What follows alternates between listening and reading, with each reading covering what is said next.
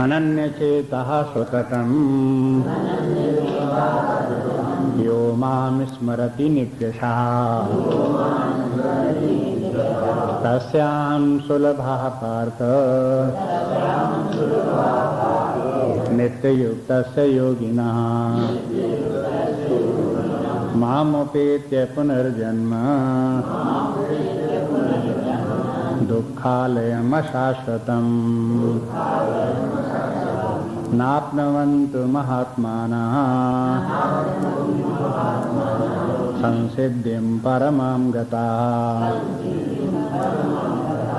आब्रह्मभुवनान् लोकाः पुनरावर्तिनोऽर्जुन मामुपेत्य तु कौन्तेय पुनर्जन्म न विद्यते सहस्रयुगपर्यन्तम् अहर्यद्ब्रह्मणो विदुः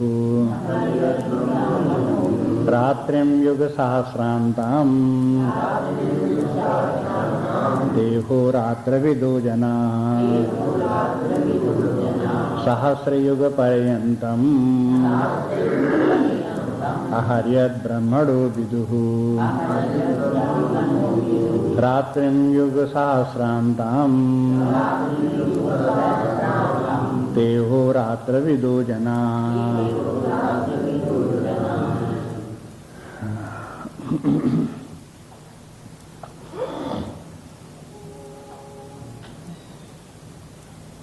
कल देख रहे थे पिछले श्लोक में हा ब्रह्म भुवनान लोका, माने जितने भी लोक हैं वो ब्रह्मलोक तक लोक ही लोक है। लोक का जो अर्थ है उसको बराबर ध्यान में रखें, तब तात्पर्य समझ में आएगा। वैसे लोगों को लोक के माने जैसे पृथ्वी एक लोक है, ऐसी करके पृथ्वी कहीं दूसरी जगह होगी, वहां भी एक लोक होगा, ये जो धारणा है ये गलत धारणा है। इसको अब बदलें और ठीक ठीक विचार बनाएं। लोक के माने है फील्ड ऑफ एक्सपीरियंस। उसे बार बार इसलिए बोलते रहते हैं कि पुरानी धारणा मिटे, उसके स्थान पर नया भाव विचार आवे। लोक के माने एक विशेष प्रकार की आंतरिक दशा, जो हमारे मन की बुद्धि की एक आंतरिक दशा होती है, वो दशा विशेष ही एक लोक है। वही अब जैसे स्वप्न लोक क्या है, एक हमारी आंतरिक दशा विशेष है, और कहीं स्वप्न लोक जैसी कोई वस्तु थोड़ा है, कोई स्थान थोड़ा ही है। ऐसे ही नरक लोक है, ऐसे ही स्वर्ग लोक है। ये सब व्यक्ति की मानसिक दशाएं विशेष हैं। जिस समय व्यक्ति दुखी है, क्लेश में पड़ा हुआ है, परेशान है, उस समय वो नरक में है। जिस समय व्यक्ति प्रसन्न है, आनंद में है, उस समय वो स्वर्ग में है। तो ये सब लोक है। ब्रह्मलोक कैसा लोक है? जहाँ ब्रह्मा जी का वास है। ब्रह्मा जी के माने क्या है? समष्टि बुद्धि। पहले व्यष्टि बुद्धि देखो, इंडिविजुअल इंटेलेक्ट अपनी, और उसके बाद फिर देखो टोटल इंटेलेक्ट, कॉस्मिक माइंड। जो समष्टि बुद्धि है वो ब्रह्मा जी है। ब्रह्मा जी में भी अब लगता है जैसे ब्रह्मा जी कोई मनुष्य होगा, तो उसको मनुष्य करके अब मत मानो। समष्टि बुद्धि चाहे अपनी बुद्धि देखो किस प्रकार की है, उसका रूप कैसा है बुद्धि का, फिर इसी प्रकार से समष्टि बुद्धि को देखो, उसका रूप कैसा है। अब इसी बात को बताने के लिए देखो, वेदांत में तो अपने बताने का ढंग है, लेकिन भगवान ने भी अपने ढंग से इसको यहाँ पर बताया कि ये जो ब्रह्मलोक है, यह समष्टि बुद्धि है, वो एक ब्रह्मलोक है।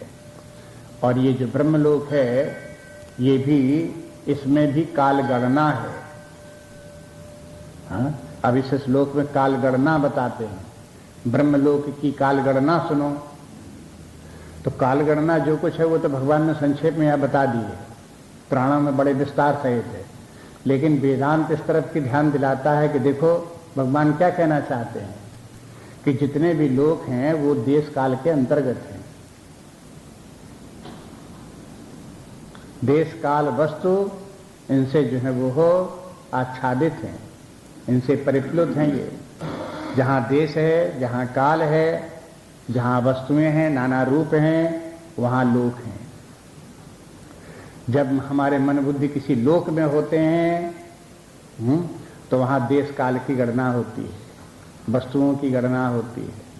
जैसे स्वप्न लोक में पहुँच गए तो स्वप्न में भी देश दिखाई, स्थान दिखाई देता है, मैदान दिखाई देते हैं, मकान दिखाई देते हैं, सड़कें दिखाई देती हैं, देश हो गया। काल दिखाई देता है, ये दिखाई देता सवेरा हो गया, शाम हो गई, दोपहर हो गई, धूप हो गई, ये भी सब दिखाई देता है उसमें स्वप्न में।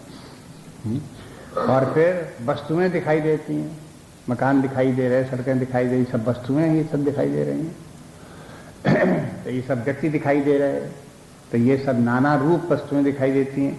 तो जो ये सब तीन बातें हैं, देश काल और वस्तु, इनके द्वारा जो है वो जो कुछ भी भाषित होता है इनमें स्थित रहते हुए, वो सब का सब लोक है। इसलिए ब्रह्म भी एक लोक है। अब ब्रह्मलोक है तो उसमें भी काल होना चाहिए, लेकिन काल का भी बताते हैं सब जगह काल एक जैसा नहीं है। आप देखोगे अपनी मानसिक दशा में तो भिन्न भिन्न प्रकार की मानसिक दशाएं होती हैं और उनकी काल की गणना अलग होती है। एक काल तो ये है जो घड़ी चल रही है, उसके हिसाब से काल चल रहा है। एक काल ये है भी जो हमारे मानसिक दशाएं जो होती हैं, उसमें भी वो अपना काल की गणना अपने आप करती हैं। वो काल की गणना कैसे? जब कोई व्यक्ति दुखी होता है तब उसका काल जो है बहुत बड़ा हो जाता है, दीर्घ काल, काटे नहीं करता। दुख के दिन, दुख की रातें काल रात्रि के समान हो गई। माने बहुत लंबी रातें हो गई, सवेरा होना मुश्किल पड़ गया। तब ये कि इतनी लंबी रात कैसे हो गई? वो घड़ी तो उसी हिसाब से अपने चली होगी, लेकिन ये मानसिक काल जो है वो अलग काल है। इसी प्रकार से सुख का जो समय है वो जल्दी व्यतीत हो जाता है। जहां आनंद प्रसन्नता है वो दिन कटते चले जाते हैं, सुबह से शाम हो गया पता नहीं चलता। तो इसके माने क्या हो गया? ये काल जो सुख की अवस्था में काल की गणना भिन्न प्रकार की हो गई। तो ये जो मानसिक काल है इसकी गणना भिन्न प्रकार की है, इस बात को ध्यान रखें। तो जब व्यस्त बुद्धि होगी तो उसकी काल की गणना एक प्रकार की होगी, समस्त बुद्धि होगी तो उसकी काल की गणना दूसरे प्रकार की होगी। अब यहां दिखाते हैं कि देखो, जैसे कि हम लोगों के लिए दिन जो है वो 12 घंटे का दिन हो गया, 12 घंटे की रात हो गई है? ऐसे ब्रह्मा जी का जो एक दिन होता है, ब्रह्मलोक का ब्रह्मा जी का एक दिन होता है, तो उसमें 14 मनवंतर हो जाते हैं। मान लो कि हमारा दिन 12 बजे 14 घंटे का है।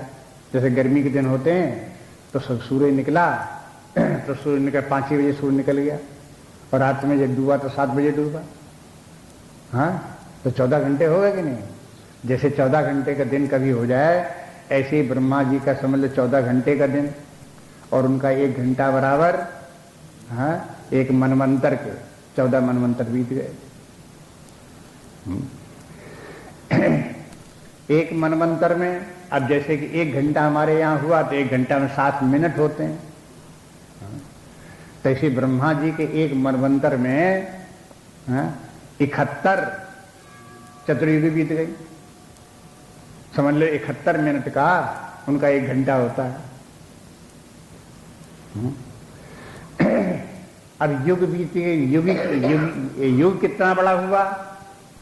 तो अब देखो 4,32,000 वर्ष का तो होगा कलयुग, इसका दुगना कर लो द्वापर, उसका तिगुना कर लो त्रेता, उसका चौगुना कर लो सतयुग।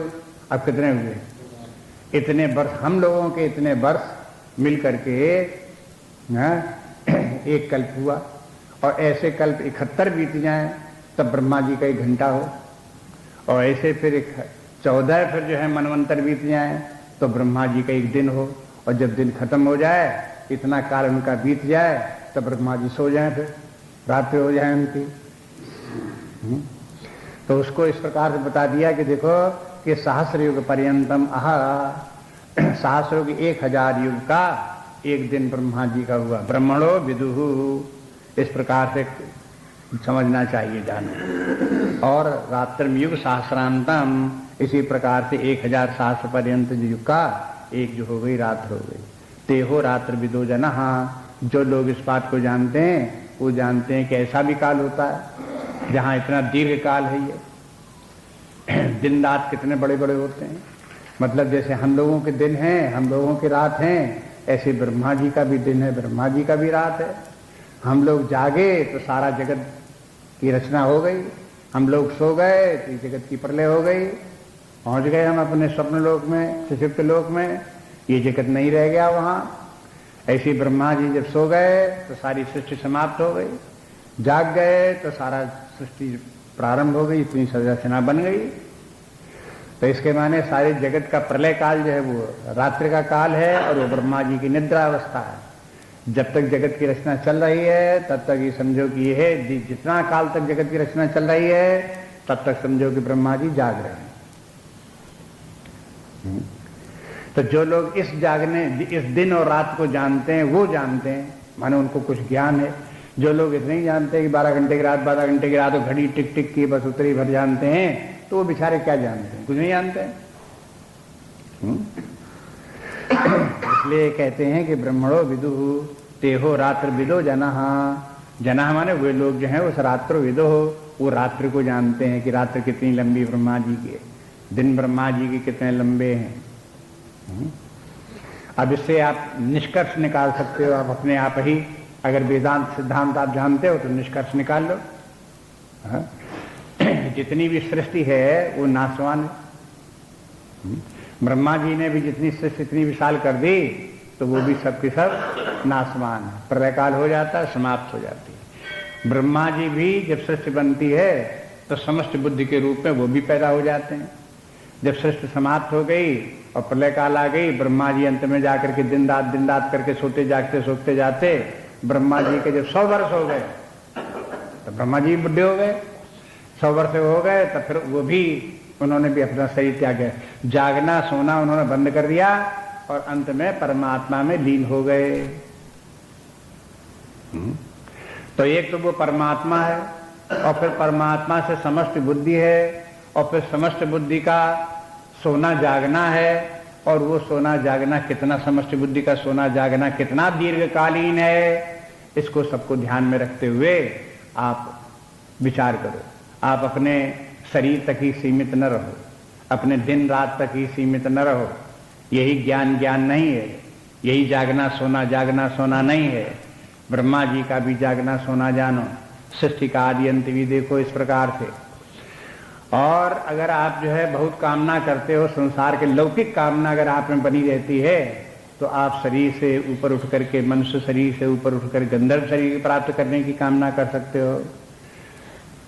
आप पितृलोक में जाने की कामना कर सकते हो, आप जो है आजानज लोक में जाने की कामना कर सकते हो, वरुण लोक में जाने की कामना कर सकते हो, स्वर्ग लोक में जाने की कामना कर सकते हो। ये एक से एक उच्च लोक हैं और इन सब लोकों की भी काल गणना क्रमशः इसी प्रकार से दीर्घ है। मनुष्य की लोक की जो काल गणना है उससे जितने भी उच्च लोक हैं उनकी काल गणना अधिकाधिक है। स्वर्ग में भी इसी प्रकार की काल गणना दूसरी है, हम लोगों वाली काल गणना नहीं है, वो और अधिक है। ब्रह्मलोक में पहुंच करके काल गणना बता दे, वहां इतनी ज्यादा विस्तार पूर्वक है, ऐसी है। लेकिन चाहे आप स्वर्ग में जाओ चाहे ब्रह्मलोक में जाओ, ये सब देश काल परिच्छिन्न है, देश काल परिच्छिन्न, अपरिच्छिन्नता में नहीं पहुंचे आप। जब अपरिच्छिन्नता में पहुंच गए तब लोकातीत अवस्था में पहुंच गए, जहां लोक कोई नहीं। ब्रह्मा जी भी जहां लीन हो गए, कोई वो भी नहीं रह गए। वो अवस्था जो है वो हो अवस्था जो है वो हो कालातीत अवस्था है, देशातीत अवस्था है, त्रिगुणातीत अवस्था है, मन बुद्धि के परे की अवस्था है। उस अवस्था में जब पहुंच गए तब आप देखेंगे कि अब यहां पर कहीं कोई सृष्टि नहीं, अब कहीं यहां कोई लोक नहीं।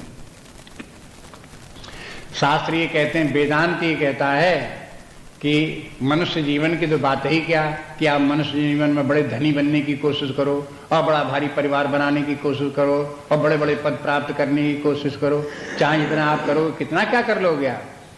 हाँ?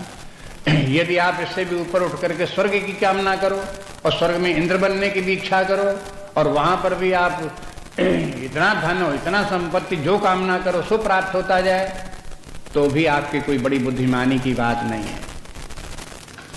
कहा कि नहीं, हम ब्रह्मलोक की बात करते हैं कि ब्रह्मलोक भी पहुंचोगे तो वो भी देश काल परिच्छिन्न वो भी है, उसमें भी आप चाहे जितने सुख की कामना कर लो, चाहे बहुत दीर्घ जीवन की कामना कर लो, कि बहुत काल तक आप वहां बने रहोगे। ब्रह्मलोक में वास करने वाले व्यक्ति देखते हैं कि हमारे सामने सामने यानी कितने इंद्र आए और कितने इंद्र चले गए, कितने मनु आए कितने मनु चले गए। अब हम डटे बैठे हैं ब्रह्मलोक में। हाँ? लेकिन फिर भी एक दिन उनको भी जाना पड़ता है, क्योंकि वो काल के अंतर्गत है। भला ऐसा कौन है जिसे काल न खा जाए? काल सबको खा जाता है, इसलिए वहां ब्रह्मलोक में भी काल विद्यमान है, वहां भी समाप्त कर देगा। तो वेदांत कहता है कि आप ब्रह्मलोक में भी वास करने की कामना मत करो। कहने का तात्पर्य है लौकिक कामना की तो बात ही क्या है, स्वर्ग की कामना तो बात ही क्या है। आप ब्रह्मलोक में जाओ और वहां भी बहुत काल तक वास करो और वहां ब्रह्मा जी का सुख आनंद वहां का प्राप्त करने की वो हो, तो उसको भी प्राप्त करने की कामना मत रखो। अगर ब्रह्मलोक की कामना आपके मन में बनी रही तो आप जो है वो हो जो जिसके के लिए बार बार कहते हैं संसिद्धिम परमाम गता, तो वो परमाम गता आप नहीं हो सकते। ये कोई परम गति नहीं है ब्रह्मलोक में पहुंच जाना। ब्रह्मलोक से भी आगे निकल जाओ, लोकातीत स्थित हो जाए, हाँ, तब वो परम गति है। इसलिए यह भी समझाना पड़ता है कि परम गति क्या है। कोई स्वर्ग प्राप्त कर लेना परम गति थोड़ा है। इस जीवन में थोड़ी देर के लिए हंस खेल लेना कोई परम गति थोड़ा है। इस जीवन में कहीं कोई आप बड़ा भारी पद प्राप्त कर लो, प्राइम मिनिस्टर हो जाओ, राष्ट्रपति हो जाओ, तो ये कोई परम गति नहीं है।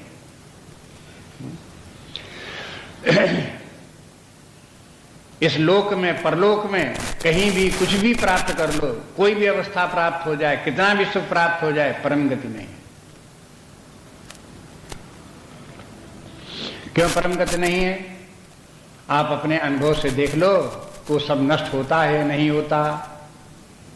आप अपने रोज रोज के जीवन में देख लो कि चाहे जितना सुख आया हो गया कि नहीं गया, चाहे जितना दुख आया हो गया कि नहीं गया। किसी बताने की जरूरत नहीं, किसी को आप अपने आप से देखो। आगमा पाइना अनित्या, गीता ही के वचन है, भगवान कहते हैं आगमा पाइना, ये जाने वाले और आने वाले हैं, इसलिए अनित्या तान तितिक्षस्व भारत। बस इसमें तो ये इसकी तितिक्षा करो। सुख आया है तो उसको भी सहन करो, दुख आया है तो उसको भी सहन करो, और सुख दुख से ऊपर उठने की कोशिश करो। सुख दुख को सहन करने की सामर्थ्य आई तो तभी आएगी जब सुख दुख से ऊपर रहोगे। सुख दुख के नीचे रहोगे, सुख दुख से कुचले जाओगे तो आपको सहन नहीं होगा। सुख दुख से बाहर निकलो, ऊपर उठो, सुख दुख को नीचे चलने दो, आप उससे ऊपर रहो, तब सहन होगा। तो जितना भी आगमा पाइना है वो ब्रह्मलोक तक है। इसलिए छोटी मोटी उपलब्धियां, छोटे मोटे विनाश की तो बात ही क्या, बड़ी सी बड़ी उपलब्धियां हो जाएं, ब्रह्मलोक जैसी उपलब्धियां हो जाएं, ब्रह्मलोक जैसा विनाश हो जाए, उससे भी आप ऊपर रहो। ये संदेश है। इस प्रकार के आत्मज्ञान की स्थिति, परमात्मा प्राप्ति की स्थिति का ये रूप है। देखो अगला श्लोक देखो। अव्यक्ताद्व्यक्तया सर्वा प्रभवन्ति हरागमे प्रात्यागमे प्रलीयन्ते तत्रैवाव्यक्त संज्ञके अव्यक्ताद्व्यक्तया सर्वा प्रभवन्ति यः रागमे रात्र्यागमे प्रलीयन्ते तत्रैवाव्यक्त संज्ञके। श्लोक अर्थ देख लो। अव्यक्तात्, अव्यक्त से, व्यक्तया सर्वा, ये सब उसी से व्यक्त होते हैं, और जो व्यक्त होना इसी का नाम है प्रभवंती, इसी का नाम है उनके सबके प्रभव होता है, उत्पन्न होते हैं। अहाह आगमे, और इसी को दिन का हो जाना कहते हैं। जब दिन आ गया तो अव्यक्त से सब व्यक्त हो गए और सबकी उत्पत्ति हो गई। रात्र्यागमे, रात्रि आ गई। अब कब कहेंगे कि रात्रि आ गई? प्रलीयन्ते, जब ये सबका प्रलय हो जाता है। तत्रैवाव्यक्त संज्ञके, ये व्यक्त जितना है वो अव्यक्त में जाकर के समा जाता है। अब देखिए, इसमें एक शब्द तो है व्यक्त और अव्यक्त, और एक है प्रभवंती और प्रलीयन्ते, और एक है दिन और रात। अव्यक्त है और व्यक्त है। ये जो नाम रूपात्मक जितनी भी सृष्टि है, इसकी दो अवस्थाएं, एक व्यक्त अवस्था है, एक अव्यक्त अवस्था है। हम जैसे इस समय देख रहे हैं, ये सबकी सब व्यक्त अवस्था है। जब सृष्टि चल रही है, सृष्टि विद्यमान है, हम देहाभिमान में हैं, सृष्टि का अनुभव कर रहे हैं, तब तक ये सृष्टि की व्यक्तावस्था है। प्रलय काल हो जाए, सृष्टि समेट जाए, समाप्त हो जाए, तब वो सृष्टि नहीं रह जाएगी, तब ये हो गया अव्यक्तावस्था। सृष्टि लुप्त हो गई, अव्यक्त हो गई। अभी कहते हैं कि जो सृष्टि का व्यक्त होना, अव्यक्त होना है, इसी का नाम उत्पत्ति और प्रलय है। सृष्टि और प्रलय है, उत्पत्ति और प्रलय है। उत्पत्ति के माने कुछ नहीं है, सृष्टि तो पहले भी थी, लेकिन अव्यक्तावस्था में थी, और व्यक्त हो गई तो इसके माने सृष्टि बन गई। अब कहते हैं कि इसको अपनी बुद्धि में बन जाना, उत्पन्न हो जाने को किस भाव से देखो? इस भाव से देखो कि जो व्यक्त करके जो उत्पन्न हुई आपको मालूम पड़ती है। ऐसा नहीं कि पहले कुछ भी नहीं था, शून्य से ये पैदा हो गई। या पैदा होने में कहीं कोई इसमें जो है वो नई चीज आ गई।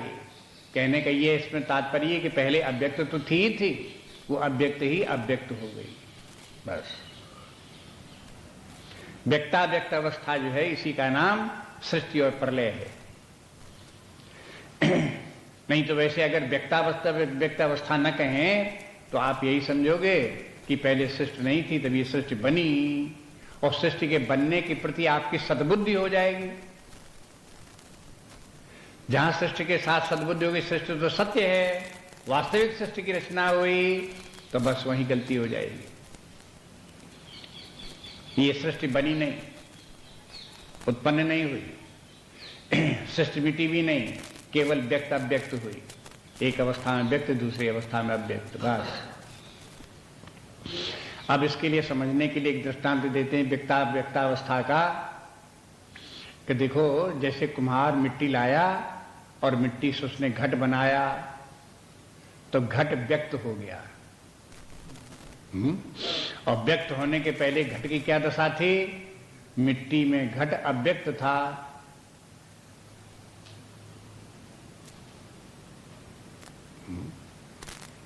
कुम्हार क्या करता है? मिट्टी में अव्यक्त घट को व्यक्त कर देता है। अब ये देखो कि ये घट जो है, इसकी सत्ता कितनी है और कैसा है ये। इसके लक्षणों को पहचानो, ध्यान दो उसमें। अगर आप कोई मिट्टी लेकर के कुम्हार को दो कि देखो कि ये मिट्टी तो हमने आपको लाई दी, आप केवल घड़ा बना दो इसमें, तो कुम्हार कह सकता है कि जो मिट्टी आप लाए हो इसमें घटत्व तो है ही नहीं, इससे घट नहीं बन सकता। क्यों नहीं बन सकता? इसमें घड़ा है ही नहीं। कुम्हार को दिखाई देता है कि इस मिट्टी में घड़ा है और इस मिट्टी में घड़ा नहीं है मिट्टी, लेकिन मिट्टी में भी उसे दिखाई देता है कि इस मिट्टी में घड़ा है। जिस मिट्टी में घड़ा होगा उसी मिट्टी से घड़ा बनाएगा। सब मिट्टी में घड़ा नहीं होता।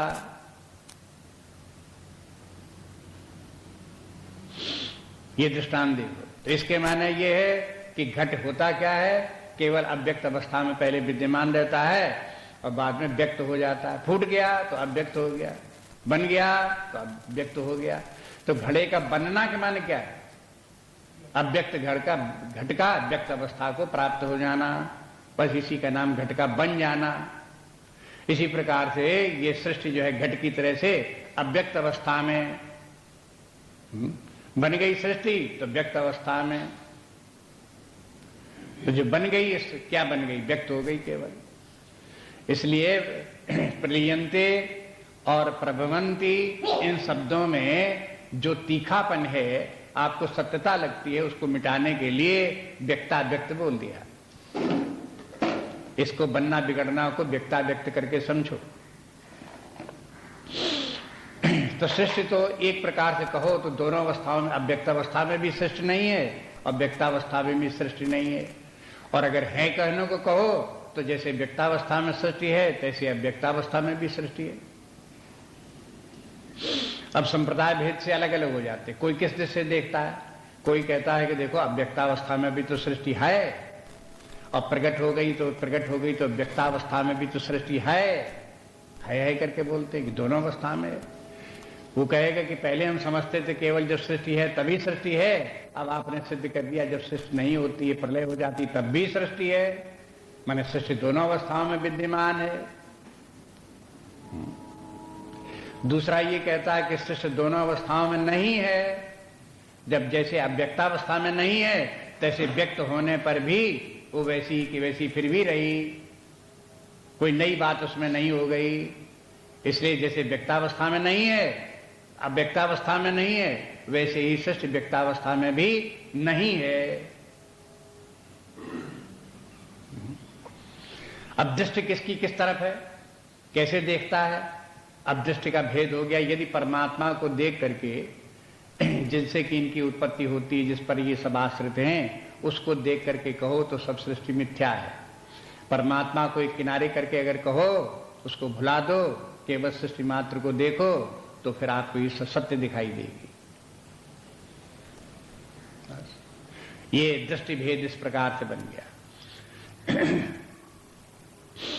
फिर ये कहते हैं कि देखो इसको व्यक्ताव्यक्त को भी आप जो है सत्य और मिथ्या करके अगर देखना चाहते हो कि इसमें तत्व क्या है, तात्विक कितनी है, तो आप रात्रि और दिन से तुलना करके देख लो। रात्रि और दिन में कितना अंतर है। दिन में आपको प्रकाश सब जगह दिखाई दे रहा है, रात्र में अंधेरा दिखाई देता है। प्रकाश में सब वस्तुएं, नाना रूप वस्तुएं दिखाई देती हैं। जब अंधकार हो गया तो अंधकार में उनका नाना तो मिट गया, एक सब जगह अंधेरा फैला है। ये क्या वो क्या, कहीं कुछ नहीं, अंधेरे ही अंधेरा सब जगह। लेकिन सब जगह अंधेरा अंधेरा हो जाने के माने ये थोड़ी कि संसार की वस्तुएं पेड़ पौधे सब अब नहीं है, हाँ? लेकिन अंधेरे में दिखते कुछ नहीं है। उजेला हो गया तो वो सब दिखने लगे। तो इसमें अंधेरे उजेले होने से कोई सृष्टि बनती बिगड़ती है, हाँ? अंधेरा हो गया तो सृष्टि प्रलय हो गई, अगर उजेला हो गया तो सृष्टि बन गई क्या, हाँ? इस तरह से आप ध्यान दे करके देखो तो पता लगेगा कि इससे कोई फर्क नहीं पड़ता। सृष्टि के बनने बिगड़ने का कोई तात्पर्य नहीं, कोई प्रयोजन नहीं उसमें। वो तो एकमात्र परमात्मा ही सर्वत्र विद्यमान है। वही परमात्मा एक अवस्था में मन बुद्धि को जगत के रूप में, द्वैत के रूप में भाषित होता है उस समय भी नहीं। दूसरी अवस्था में, ज्ञान की अवस्था में, आत्मज्ञान की अवस्था में जहां स्थित हैं, तहां ये सब जगत कहीं कहीं कुछ नहीं दिखाई देता, कहीं उपलब्ध नहीं होता, समाप्त हो गया सबका सब। इसलिए दिन रात, व्यक्ताव्यक्त और जो है प्रभवंती और प्रलीयन्ते, ये सब जो है ये जो नाम दिए हैं, ये सृष्टि को बताने के लिए गए। अब इसमें से दिन रात शब्द का ज्यादा प्रयोग नहीं किया जाता। सृष्टि के बनने बिगड़ने के लिए प्रभवंती और प्रलीयन्ते कभी कभी कहा जाता है व्यवहार काल में। जैसे हम लोग बोलते हैं तो सृष्टि बन गई, प्रलय काल आ गया, सृष्टि बिगड़ गई, सृष्टि फिर बन गई, हाँ? इस प्रकार बनना बिगड़ना बोलते रहते हैं। लेकिन वेदांत इसको बनना बिगड़ना नहीं कहता, व्यक्ताव्यक्त कहता है कि ये सब व्यक्त और अव्यक्त है। इसलिए वेदांत को समझने के लिए व्यक्त और अव्यक्त शब्दों के ऊपर विशेष बल देना पड़ेगा। अव्यक्त किसे कहते हैं और व्यक्त किसे कहते हैं। अब पीछे भी शब्द आ चुके हैं व्यक्ताव्यक्त, और ये भी बता चुके हैं कि देखो एक व्यक्त तो अव्यक्त तो वो है जो कि व्यक्त होकर के जगत का रूप धारण कर लेता है, और एक अव्यक्त अव्यक्त से भी परे एक और अव्यक्त है जो कभी व्यक्त नहीं होता, जो सदा ही अव्यक्त बना रहता है। अव्यक्त दो प्रकार के,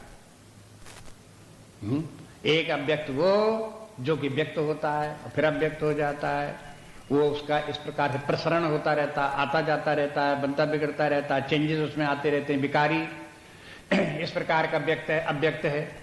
और एक अव्यक्त ऐसा है जो अव्यक्त के बाद एक और अव्यक्त है जो अव्यक्त ही रहता है, बस वो विकारी नहीं है, उसमें परिवर्तन नहीं आता।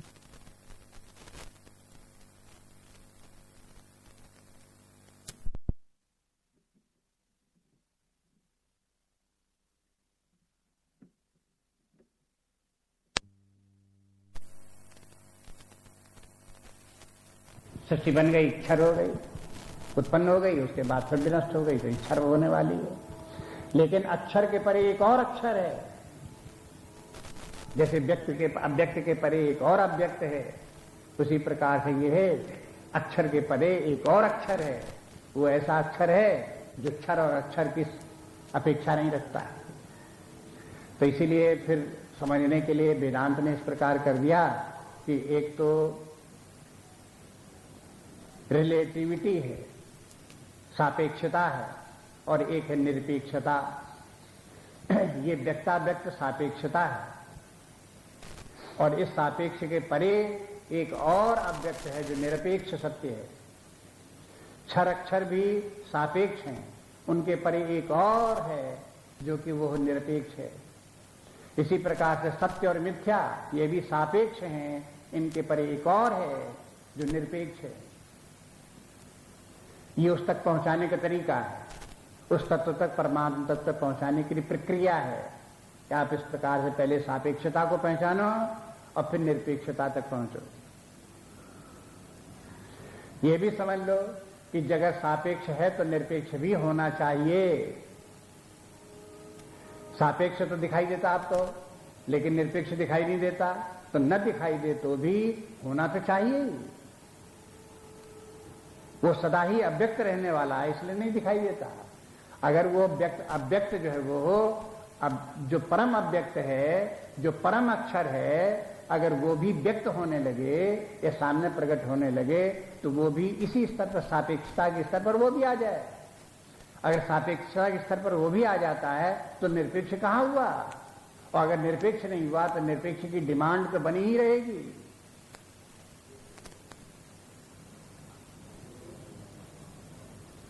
ये विचार करो, इस प्रकार से विचार करने का अभ्यास करो। इसके लिए शांति पूर्वक बैठ करके विचार करो। बिना विचार किए ये सब बातें समझ में आने वाली नहीं। ध्यान की अवस्था में बैठ करके विचार करो। जैसे भगवान ने कहा ओंकार का उच्चारण करो, ओंकार के अर्थभूत जो परम अव्यक्त है, जो परम अक्षर है, उसको ढूंढो, खोजो। वृत्तियों का उत्पन्न होना, लय होना, उत्पन्न होना, लय होना, व्यक्ताव्यक्त होना है। वृत्तियां समाप्त हो गई बिल्कुल, और वृत्तियों का जो अधिष्ठान है, वृत्तियों को जो परे है, उस तत्व को खोजो, उसको देखो। वो अपना स्वरूप है, वही परमात्म तत्व है, वही परम गति है। अब इन सब बातों को विचार करने के लिए आप स्वयं देखो कितने वैराग्य की जरूरत है।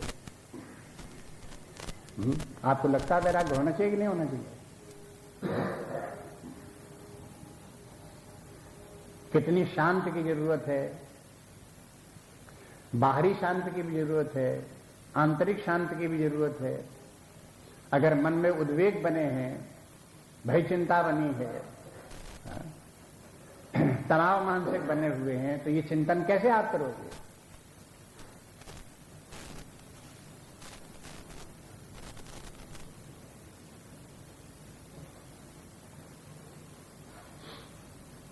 तनाव के बीच में, भय चिंता के बीच में, अशांत के बीच में आप जितना चिंतन कर सकते हो उतना ही करोगे।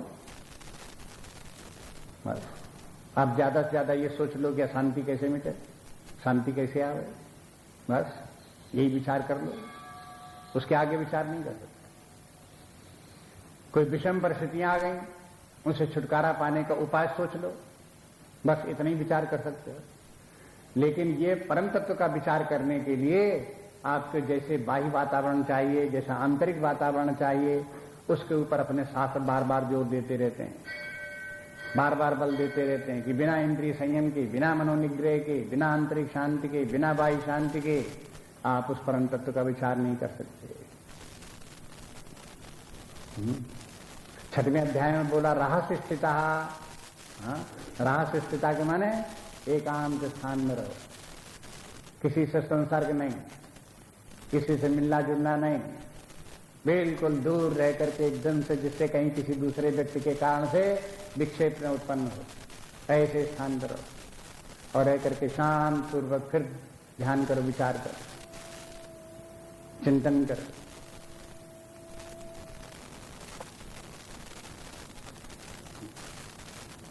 बल्कि शास्त्रों को देखो तो ये भी कह देते हैं कि अगर ऐसे व्यक्ति जो शांत पूर्व होकर के परमात्मा का चिंतन कर रहे हैं, उनको ये भी दिखाई देने लगता है कि जहां तनाव इत्यादि आए, अशांति इत्यादि आई, भय चिंता आए, तो ये सब क्या है? ये सब मानो निशाचर घुसाए, उपद्रव मचा दिया निशाचर।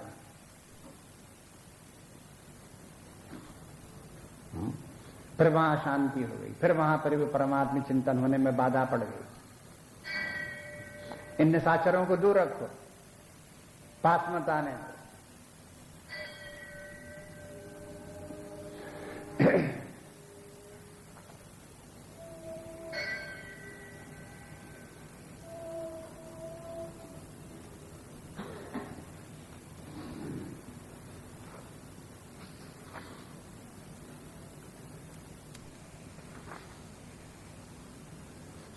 अगला श्लोक देखिए। भूतग्रामा स एवायम् भूत्वा भूत्वा प्रलीयते रात्र्यागमे वशा पार्थ प्रभवत्यहरागमे। भूतग्रामा स एवायम् भूत्वा भूत्वा प्रलीयते रात्र्यागमे वशा पार्थ प्रभवत्यहरागमे। इस श्लोक में देखो जो प्रसंग चल रहा है उसी का और विस्तार करते जा रहे हैं। पहले ब्रह्मलोक का वर्णन कर दिया और ब्रह्मलोक की फिर सृष्टि बनना बिगड़ना, ब्रह्मलोक से सृष्टि बनती बिगड़ती रहती, उसका वर्णन कर दिया। और फिर एक बार कहते हैं कि देखो इसी प्रकार से ये किस प्रकार से सृष्टि बनती बिगड़ती है, उसका फिर उल्लेख और आगे करते जाते हैं। इसलिए करते जाते हैं कि आप इसमें देखोगे, आप समझ में आ जाए कि सारी सृष्टि मिथ्या है, परमात्मा एक परम प्राप्तव्य है। आपके चित्त में ये बात चढ़ जाए कि जगत है ही क्या, इसमें जितनी आसक्तियां हैं, जितना इसको महत्व दे रहे हो, सब झूठा है। प्रपंच में, व्यर्थ के प्रपंच में आप फंसे हुए हो। तो कहते हैं भूतग्रामा स एवायम्, स एव अयम भूतग्राम, वही ये भूतग्राम जो है ये है। भूत्वा भूत्वा प्रलीयते, भूत्वा भूत्वा माने बार बार हो करके, प्रलीयते के माने नष्ट हो जाता है। रात्र्यागमे, रात्र्यागमे प्रलीयते, रात्रि आ गई तो ये सब प्रलीन हो जाते हैं। अवशः, और ये सब अवश होता है। माने ये ऐसा नहीं है कि कोई जानबूझ करके कोई करता हो, ऐसा हो, विवश होकर के ये सब होता ही रहता है। और कहते हैं पार्थ प्रभवती आहरागमे, इसी प्रकार समझ लो कि जब आहा आगमे, जब दिन आ जाता है तो प्रभवती, पुनः प्रभवती, फिर पैदा हो जाता है।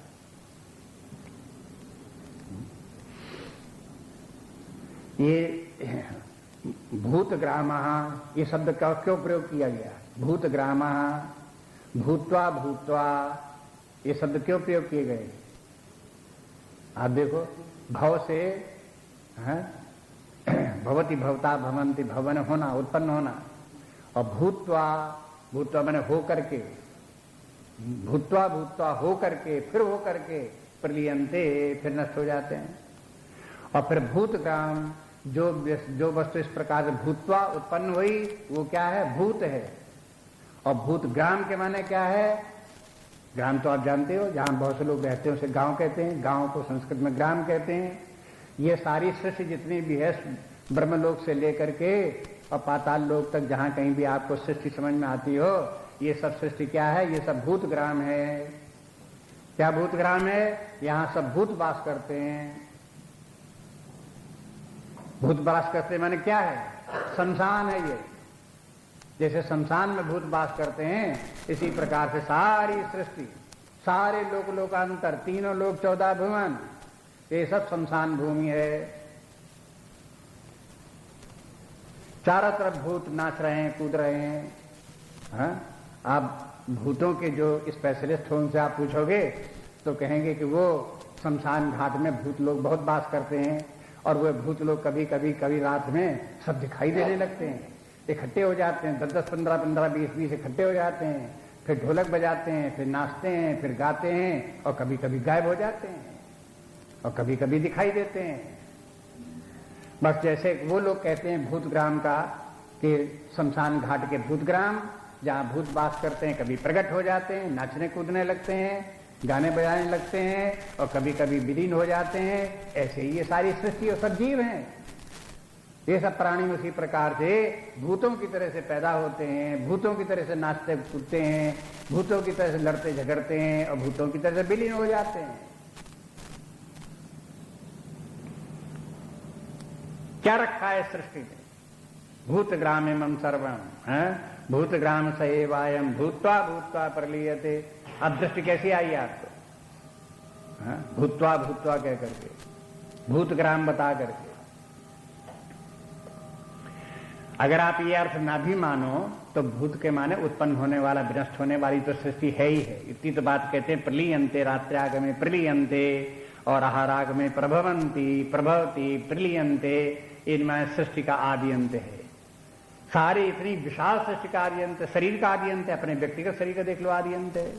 अपनी सत्ता जितनी भी, अपने मकान परिवार जो कुछ बना लिया, सब आदि अंत वाले हैं। शरीर आदि अंत वाला है, सारी सृष्टि नगर गांव सब आदि अंत वाले हैं। जो आदि अंत वाला है वो सब मिथ्या है। वेदांत के अनुसार में उसे मिथ्या क्यों कहते हैं? क्योंकि आदि अंत वाला है, सदा रहने वाला नहीं है। जैसे स्वप्न सदा रहने वाला नहीं है, तैसे ये सब सदा रहने वाले नहीं है। जैसे स्वप्न मिथ्या है, उसी प्रकार से ये सब मिथ्या है। इस प्रकार से देखो, यही सब बताने के लिए बोल रहे हैं। ब्रह्मलोक से लेकर के वर्णन यहां तक आप कर दिया, तो ब्रह्मलोक में स्थित होकर के आप देखोगे तो देखोगे कि पृथ्वी के ऊपर प्राणी जो मनुष्य पैदा होते हैं, तो आपके तो वहां बैठे हुए युग युग बीते जा रहे हैं। और यहाँ पृथ्वी पर देखोगे कि अब सतयुग आ गया, अब यहाँ पर पृथ्वी पर त्रेता आ गया, अब द्वापर आ गया, कलयुग आ गया, और कलयुग के इतने लाख बीत गए, मध्यकाल आ गया, और यहाँ पर जो है 100 वर्ष का एक प्राणी पैदा होता है। तो उसको तो गणना वहां के हिसाब से देखो तो एक क्षण भी नहीं होता है, जबकि एक मनुष्य के 100 वर्ष बीत जाते हैं, पैदा जो होता मर जाता है। जैसे हमारे सामने एक बुलबुला पैदा होता है, फट हो गया, बना फट हो गया। ऐसी ब्रह्मलोक से बैठ करके मनुष्य के जीवन को देखो तो बुलबुले की तरह जरा सा बना, क्षण भर के लिए फूट गया। और यहां मनुष्य को देखो कितना अहंकार, मैं इतना बड़ा और मेरी इतनी आयु, मैंने ये किया, मैंने ये किया। ये क्या?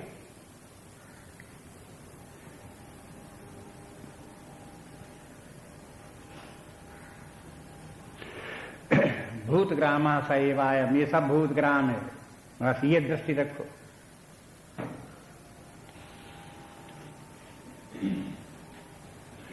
परस्तस्मात् भावोन्यो अव्यक्तो व्यक्ता सनातना यास सर्वेषु भूतेषु नश्यत्सु न विनश्यति। परस्तस्मात् भावोन्यो अव्यक्तो व्यक्ता सनातनः यास सर्वेषु भूतेषु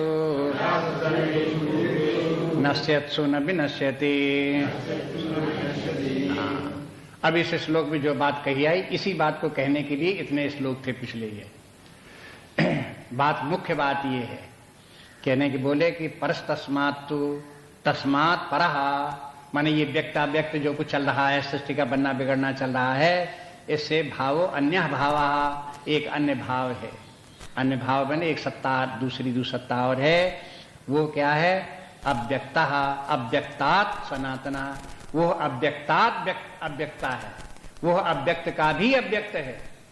अभी जो आपको बता रहे थे, देखो, एक तो ये व्यक्त जगत और फिर अव्यक्त अवस्था को पहुंच गया, और उस अव्यक्त का भी अव्यक्त, माने उसके परे एक और अव्यक्त है।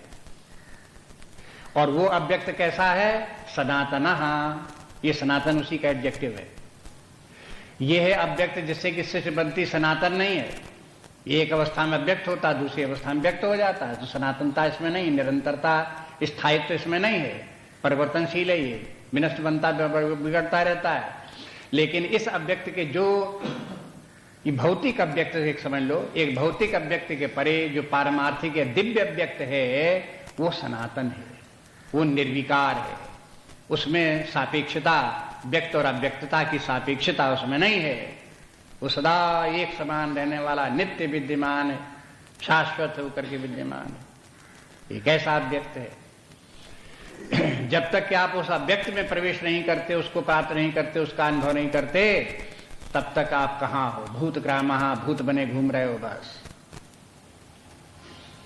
तुच्छता है जीवन की, दीनता हीनता है, महानता जीवन की ये है कि उस अव्यक्त का जो अव्यक्त है उसको प्राप्त करके उसमें वास करो, वहां पहुंचो।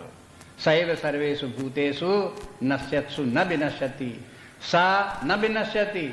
उसका कभी सनातन बल दिया पहले पंक्ति में, और दूसरे सनातन का भी अर्थ बता दिया, जो न विनश्यति, जिसका विनाश न हो, वही सनातन है। तो वो जो है, वो परम तत्व जो है, वो परम अव्यक्त है, वो सनातन है, और वो उसका कभी विनाश नहीं होता। और ये कहते हैं कि सर्वेषु भूतेषु नश्यत्सु, समस्त भूतों के नष्ट हो जाने पर भी उसका विनाश नहीं होता। वो परम अविनाशी है, सदा एक समान रहने वाला है। बस परमात्मा की नित्यता बताने के लिए इतने श्लोक। पहले अनित्य जो कुछ है उसको पहले समझो, कहां तक अनित्य है, और नित्यता का रूप क्या है, कैसा अनित्य होता है, कैसा विनाशी, कैसा है, विकारी कैसा है, पहले उसको समझो। जब विकारी, परिवर्तनशील, नश्वर, बनने बिगड़ने वाला, व्यक्ताव्यक्त होने वाला, ये सब बात आपको ठीक ठीक समझ में आ जाए, तब उसके बाद आप उसके पीछे विद्यमान का विचार करो कि एक सत्ता ऐसी होनी चाहिए जो इस प्रकार से व्यक्ताव्यक्त अवस्था के भी परे हो, जो बनने बिगड़ने के भी परे हो, जो सदा एक समान हो, नित्य विद्यमान हो। तर्क ये कहता है कि जहां कहीं परिवर्तन है, उस परिवर्तन के मूल में नित्यता अवश्य होनी चाहिए, क्योंकि परिवर्तन निराधार नहीं हो सकता।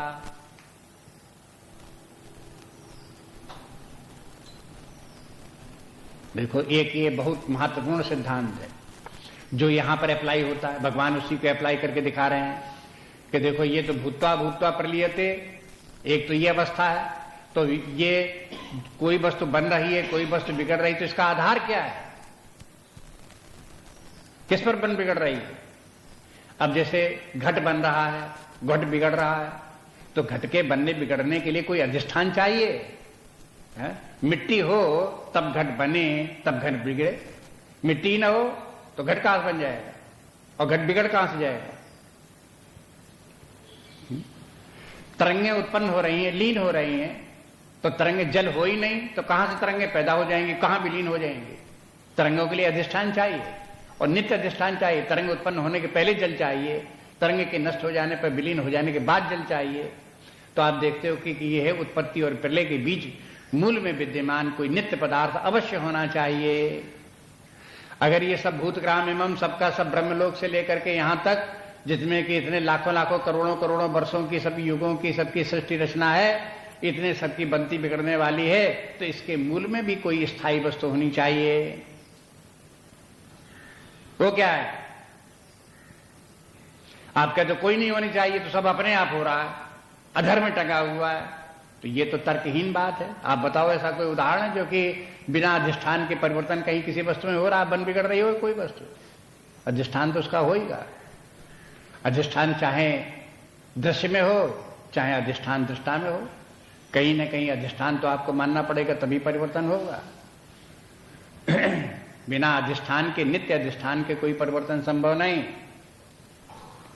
इसलिए बोले कि देखो कि यह पहचान बता दी इस प्रकार। अब इसको, इस श्लोक, 4 श्लोक पढ़ने के बाद और इस 20वें श्लोक पर आने पर आपको जो है यह एक विश्वास जागृत हो जाना चाहिए कि हम जब ओंकार का उच्चारण करते हुए अपने अंतरतम में उस परमात्मा को खोज रहे हैं जो कि अक्षर अविनाशी परमात्मा है, नित्य विद्यमान चेतना स्वरूप सत्ता है, तो वहां अवश्य है ये धारणा लेकर के खोजो। ऐसे नहीं कि पता नहीं है कि नहीं, हम खामखा वहां जूझे पड़े हों, वहां हो ही ना, ऐसी शंका मत रखो। ये पहले से अच्छी तरह से दृढ़ कर लो, अपनी बुद्धि को समझा लो, पक्की बुद्धि कर लो, वहां तो है ही है और होना ही चाहिए।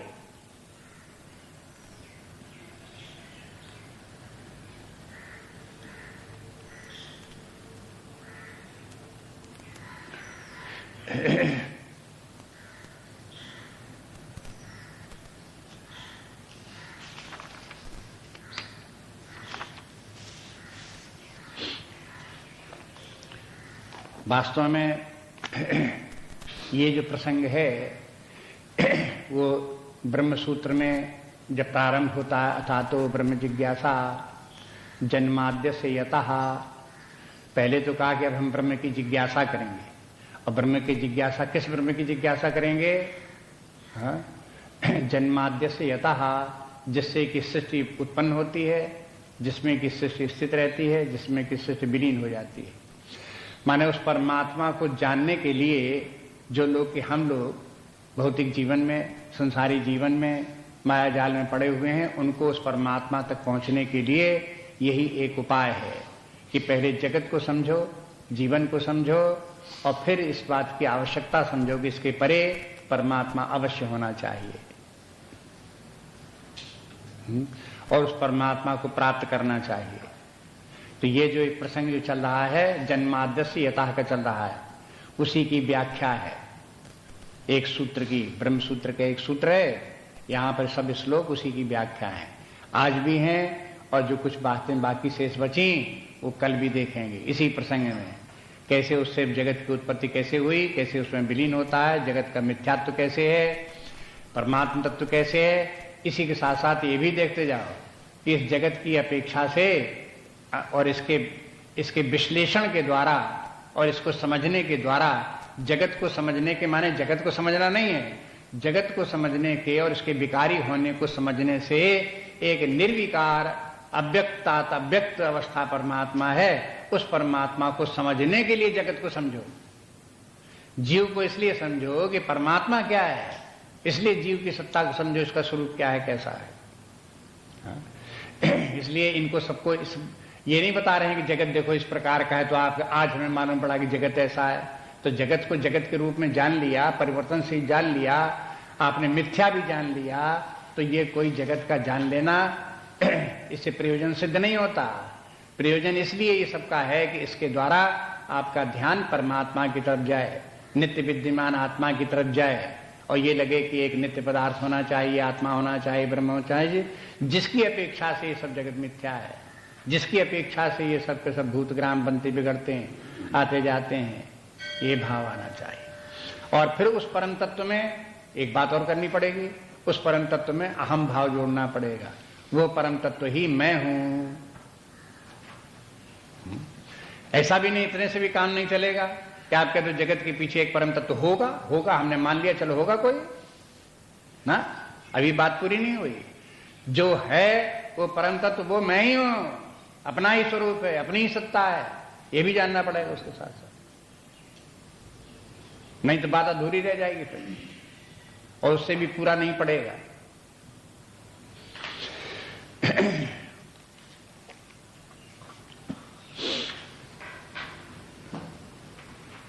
नान्या स्पृहा रघुपते हृदय सुमदीये, सत्यं वदामि च भवान् अखिलान्तरात्मा,